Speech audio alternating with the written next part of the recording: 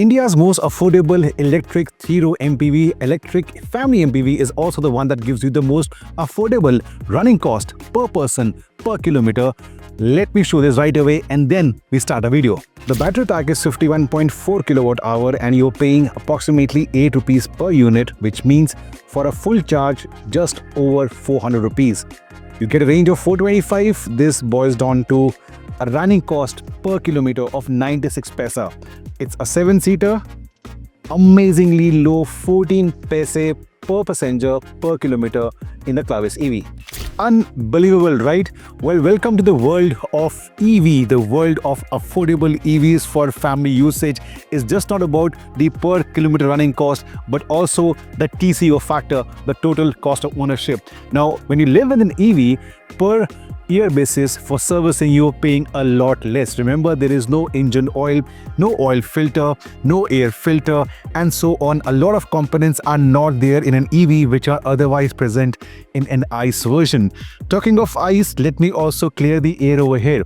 We are living in the gone by era where EVs were very expensive as compared to their petrol counterparts.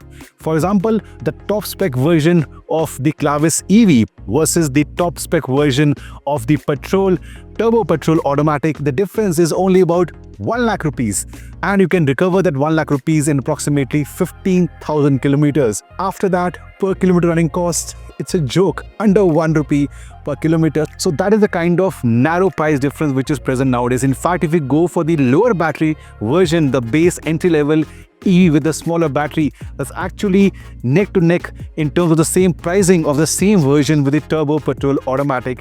Hats off to Kia. But the Clavis EV is just not about the extremely low running cost or the low TCO, the total cost of ownership, but it's a lot more for family buyers, for a small family, for a large family.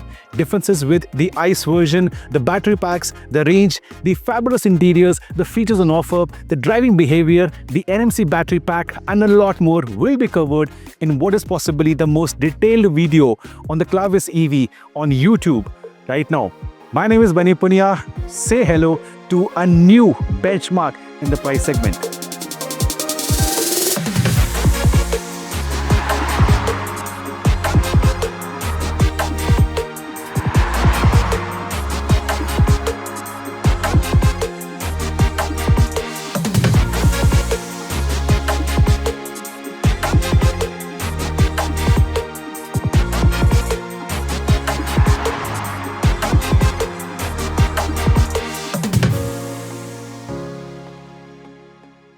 Definitely a long video, but you can jump to a particular section by the timeline you see on the screen.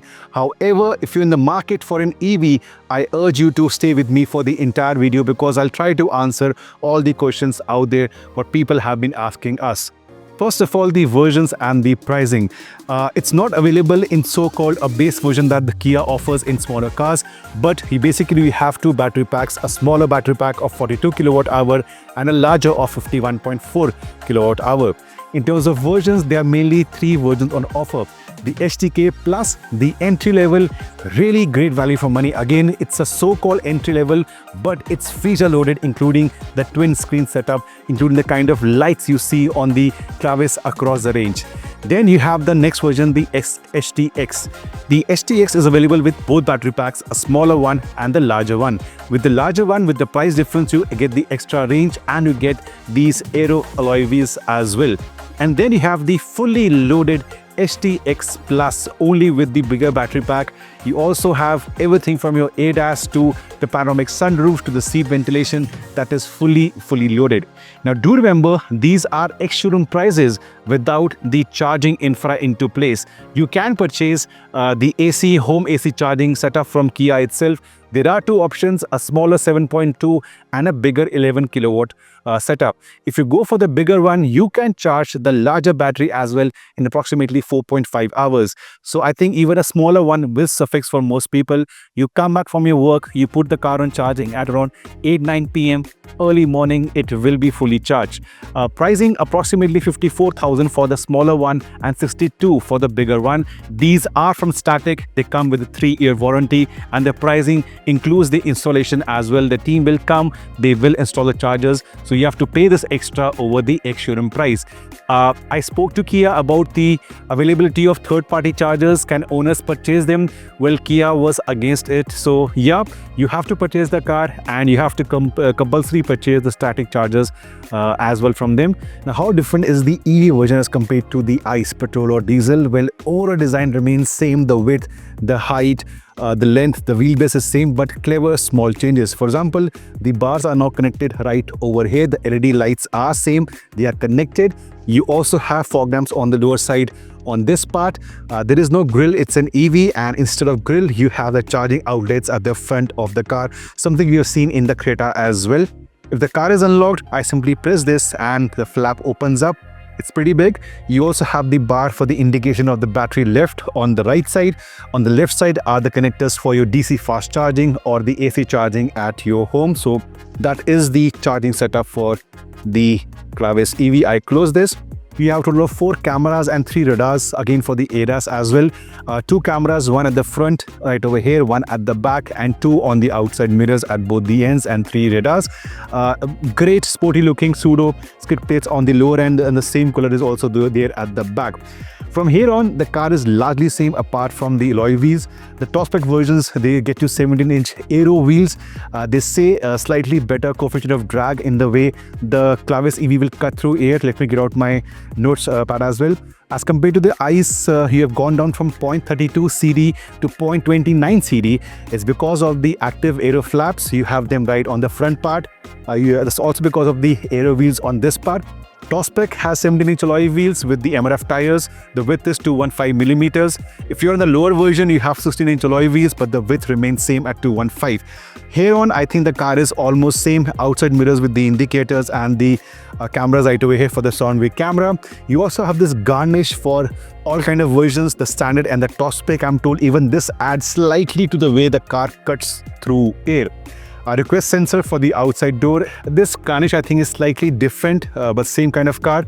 Roof rails, you should not carry any load on this. The same is mentioned on this part. Integrated spoiler, you have a shark fin antenna and Diwali lights at the back as well. Connected LED pattern. I love the way the Clavis looks from the back. These are the DRLs. You have your brakes on this part, the indicators on this part, and the reverse light is located on the lower part. Frankly, personally, if I'm in a large SUV behind the Clavis, I will not be able to see the reverse light. Reverse should be, in my opinion, slightly on the higher side. The Kia branding and the Clavis EV badge right over here. Large windows, you can look at the rear visual as well. Really large windows which get airy feel on the inside. Also this new shade, it's a shade of silver which is not shiny, it's sort of matte. I seem to like the color. Usually my favorite is white. We have a white Clavis somewhere over here, but this shade is really good looking. On the whole, it's like the updated Carens, the Clavis, but small differences really will make the car stand out, especially the green number plate as well will make the Clavis EV stand out in traffic conditions. It is a long vehicle. Look at this. Large MPV definitely aids space on the inside. Even in terms of height, I stand 6 feet tall. I can still not see on the roof. Talking of roof, we have a panoramic sunroof also. So it's feature loaded. Looks good from the outside, not too loud, not like a loud typical EV, but good and understated from the outside. But interiors are your second space. This is India's most affordable 3-row electric MPV. How is it? Let's step inside. Now, I don't say this for a lot of cars, but the cabin of the Clavis EV is simply outstanding for the segment. For a family MPV, it is spot on. And why not? It is based on the normal Clavis ICE, which is a very great step to begin with. We are in the top spec version, and you as a person purchasing the car for family use will not be complaining. The interior is going to be a long section, so I'm breaking out this into the first row, the second row, and the third row, and then the space in the boot and the frunk. Now hear me out. If you're in the market for the Clavis EV, just listen to the entire section properly. I stand 6 feet tall with a healthy build. The doors, they open reasonably wide like this. They are large as well, so getting into the car is not an issue at all. The seats, both the seats are ventilated, and the button is very accessible right on this armrest right over here. 3 steps for the ventilation. The driver's side is powered for the slide and for the recline, not for the seat height. You have a manual co-driver seat, but not complaining. The seat overall, it's nice, it's comfortable, it's supportive. The only small shortcoming, as you can make out, for a tall person, it ends pretty soon. It could have been slightly taller, but if you're 5'10" or someone under 5'10", no issues. The thing is that the USP is that the way things are placed, the quality of materials, the soft touch panels on the door, around the armrest, the way the seats feel, everything feels expensive and premium. Again, small shortcoming, the upper part is hard plastic. This could have been soft touch as well, but still not complaining. You just feel at home. Been driving the car since morning, the visibility factor, the no-nonsense appeal on the inside, the width of the car. The driver seems to have his own area over here, cocoon because of the extended central part. The great padding on the floor. These are official accessories from Kia, the mats, and if you're purchasing the car, go for these. They look and feel so nice.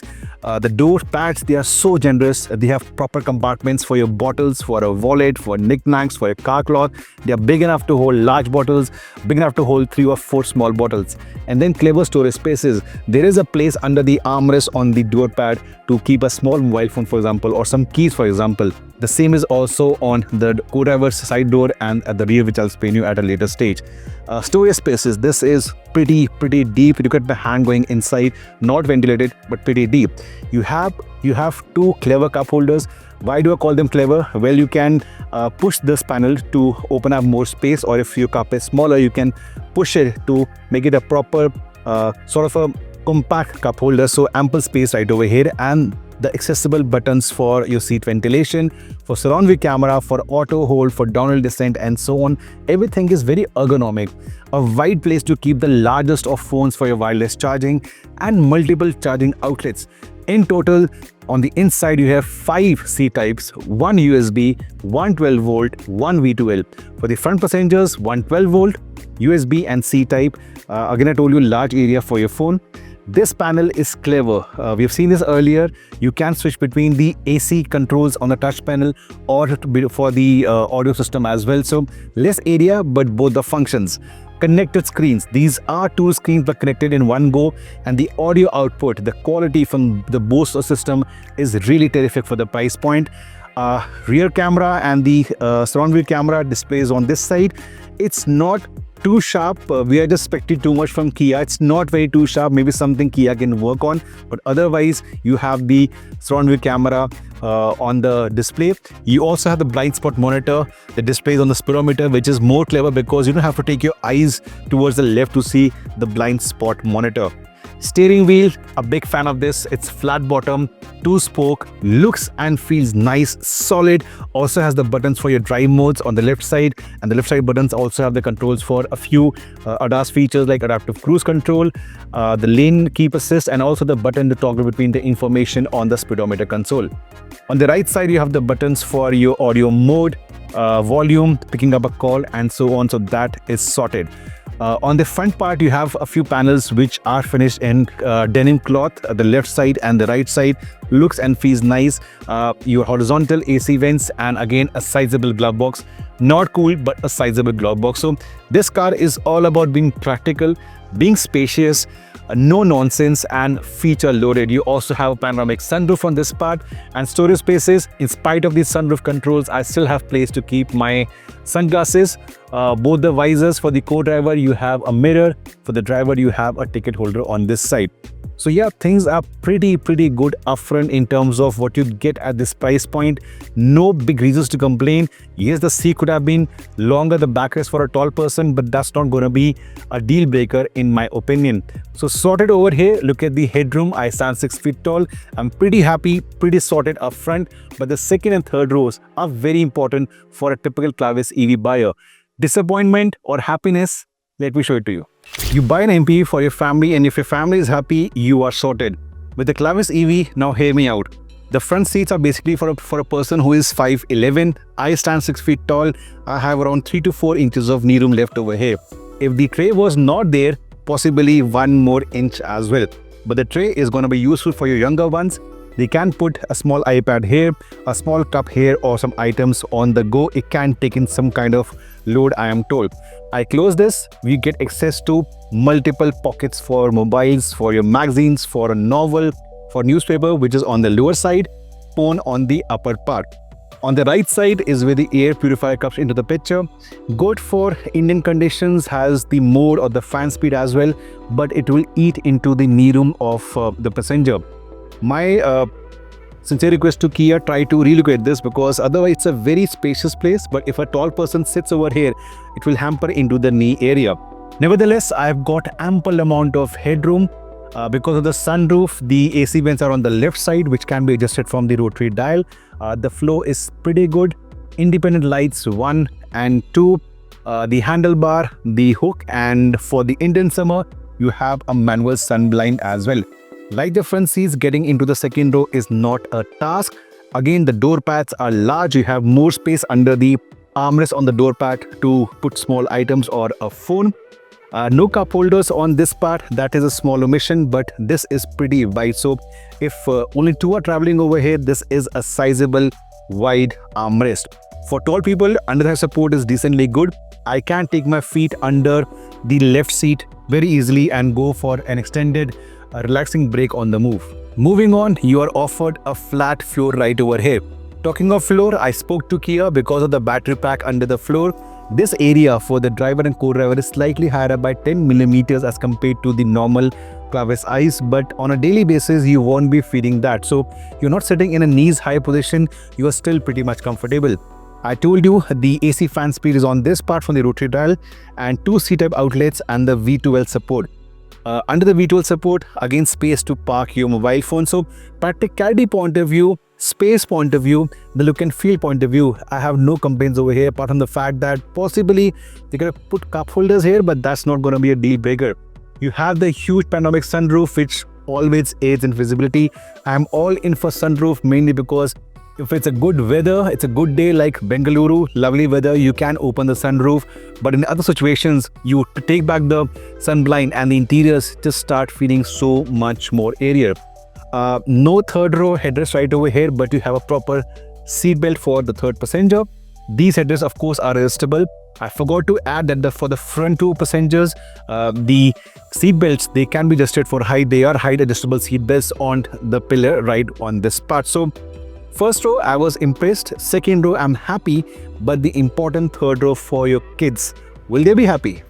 Great bonus point, you have a manual boss mode. Sitting right over here without asking the driver or him leaving his driving thing, you can take this seat forward from this button right over here. I press this, it goes ahead or can come back. If it goes all the way ahead, I can even cross my legs while I get chauffeur driven back to home after a long day at work. A third row usually is meant for kids or small adults, but in this case, I'm gonna go inside as a well-built tall adult, 6 feet tall. Things are easy to go back. You have one-touch operation. I press this and look at this. This gives me access to the third row. Is it good enough? Well, let's find out. I don't do this really, but third row is where I can sit for a long time. I still have around half an inch of knee room left over here. Headroom is not an issue. But in reality, this row is used by kids or adults who are under 5'6", 5'7". They will be happy, not complaining, their own comfortable space on this part. The seats offer a recline function, 2 headrests which are adjustable, 2 cup holders one on both the sides, 2 C-type outlets. Visibility not an issue because of the sunroofs, but this window, the last quarter glass, could have been slightly better. AC vents operation is from the second row itself, and the vent positioning is here, which is not bad, and the last row has its own light on the roof. And space for your luggage, well, it's same as a normal ICE Carens Clavis. With the third row in place, we still have place for a small suitcase, 1 more small suitcase and a backpack, and yet there's some space on this side to keep 2 smaller polythene bags as well. This is not bad. What is better is, in case you want more space, you have a split option in the third row. I can take, for example, one of the seats flat, make it a 6-seater, but I get more space to put possibly a couple of large suitcases. You still want more? I take both the seats down. And now, look at this. This is ample for 1, 2, 3, 4 large suitcases, couple of small ones, backpacks, and so on. But we aren't done yet. There is more space to keep your stuff in the front. The beauty of an EV, you get additional storage space where an engine otherwise is placed in an ICE vehicle, and it's got hydraulic struts. At this price, you have hydraulic mount for the bonnet. Too good. So this is the Frunk, and good space. We currently have couple of small bags. This is a pouch. Let me put it over here. You have one more bag, which is basically for your charger. Ample space to keep more stuff in. If you're going for a long trip, you have a lot of stuff to be taken. This is a good place to keep them, or to hide stuff from your family, friends, if they don't know what a Frunk is. Next question, and a very important question which I'm sure you guys want an answer to. Can the Kia Carens Clavis EV be the only car in your garage, the only car that you need? Well, why not? And let me simplify this for you. When you say the only car, that car is supposed to do a lot of roles. The only car is supposed to be feature loaded for you, your daily needs, for your friends, for your family members. And I can't seem to find a fault in terms of the feature list on offer in the Clavis EV. Next, the only car in family is supposed to be comfortable and spacious. No two ways about it. The first row, the second row, the third row, the decent amount of boot space and the front combined together, you do have space to take your family along with you for trips. And the next question, because it's the only car, you have to rely on the car and not run out of charge. Now, this is where I always tell people that if we can charge our phones every single night before sleeping, why can't we charge our cars once a week before sleeping? If you have a dedicated charging spot in your parking where you live, please go into an EV if your monthly running is 1,500 plus. Low running costs, you come back home once a week, you're charging the car by early morning, it is fully charged. But then the same question, is the only car and we're going for a road trip once in a couple of months, will it do it? Why not? Now with a family, you always stop for a break, right? For a nature's call, or for a long breakfast break, or a lunch break, you do that, right? Just combine that with the charging stop. The chargers are increasingly becoming common on major highway routes, around the main highways going out of metro cities. There are so many apps to use. Even Kia's own app gives you a long list of chargers. So if you plan well, you're taking a 45-minute break for breakfast or lunch. In the same time, the Clavis EV will juice back. Some chargers also give you the option to pre-book. So that is sorted on weekends or long weekends. And with the family, I don't see people doing a day road trip of over 600 kilometers. One stop, 600 in a single day is possible. So the big question, can the Clavis EV be the only car in the family? Why not? Go ahead. And of course, Kia is known for the fantastic after-sales support and the ownership experience. You will also get to live that. And driving the Clavis EV. Now, first things first, it's going to be used a lot in urban conditions, and the steering is definitely on the light side. Let me just reset a few meters. You're good to go. There is no start-stop button as such. To start the ignition, you have to press the button which is on the stock to change between your drive, neutral and reverse. Very handy, very easy to use. More about the Clavis EV. Now, I have been driving a lot of EVs lately. We drove the Tata Curve EV to Kao, the first Indian village. I have the Punch EV for a couple of months. We just went through the Harrier EV drive. There was the Windsor Pro as well, the drive. So with all this EV experience in the backdrop, I'm gonna drive this and give you my understanding. In fact, I've been driving this since morning. I also have one more MPV in the family, the XL6. So I have the MPV experience as well for a few years. Visibility is terrific. I told you in the interior part, the windows are large. This makes you feel so much comfortable when you are driving the car, be it in urban conditions or out on a few twisties or the highways. Light steering also adds to that factor of usability. A few things about the battery pack. It's NMC, not LFP. NMC is something we saw in the Creta as well. Density is something that is a USP of NMC, and although it might be a 51.4 kilowatt hour battery pack, although the range might be 490, but you can actually get very close to the figures that unit saves. For example, on the display you can see 8.5 kilometers per kilowatt hour is what we've got in mixed driving conditions. That means 430 on a full charge. If you're very gentle on the right pedal, out on open roads, if the weather is nice and the AC is off, you can get 450 plus. And Even if you encounter traffic conditions, morning rush hour traffic, evening rush hour traffics, I don't think you'll be going under 390-400, which is a very good figure for a week-long driving. Basically, your tension of charging the car comes down to once a week. In terms of charging, 7.2 kilowatt and 11 AC was what the company provides you. I told you. The smaller battery pack, we haven't got our hands on it. At the media events, you usually have a bigger battery pack, 51.4. I told you. Smaller is 42, but you can expect 20% drop on that. But even then, 300 in real world conditions is possible on the shorter path as well. And that is remarkable for what is a 7-seater. Now, they have worked a lot on the suspension and also the amount of noise inside the cabin. They compared the levels to other EVs in the segment in the same price band. Basically, they may be 5-seaters, 7-seaters, and Kia is very confident that the overall noise levels inside the cabin of the Carens Clavis EV are the lowest segment. I could feel that while driving from Bangalore towards this place. I could feel that. So EV is supposed to be quiet, but this one is quieter to what more level. At highway speeds, 85-90, road noise is very well controlled. We have MRF Eco-Tread tires. They are meant to get the best in terms of the low rolling resistance, the best in terms of the range, but they're not very loud. Even the wind noise was very well under control. Performance, with a bigger motor, of course, you get higher power. The torque is very healthy with both the kind of battery backup. And pedal to metal, it is a fast car. How quick? Well, we got time to conduct a 0 to 100 for you guys. By the way, speed breakers, suspension is something that you will love, family will love. All the way 2 on board right now. With a luggage, if you have more people, it will still be better. So suspension is sorted.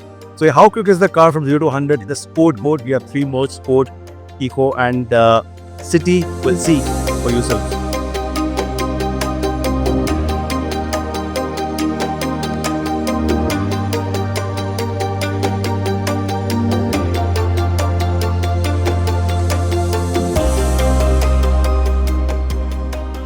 Although this is a very long car on the outside, a long MPV, using it in traffic conditions or tight parking spots is not a bothersome.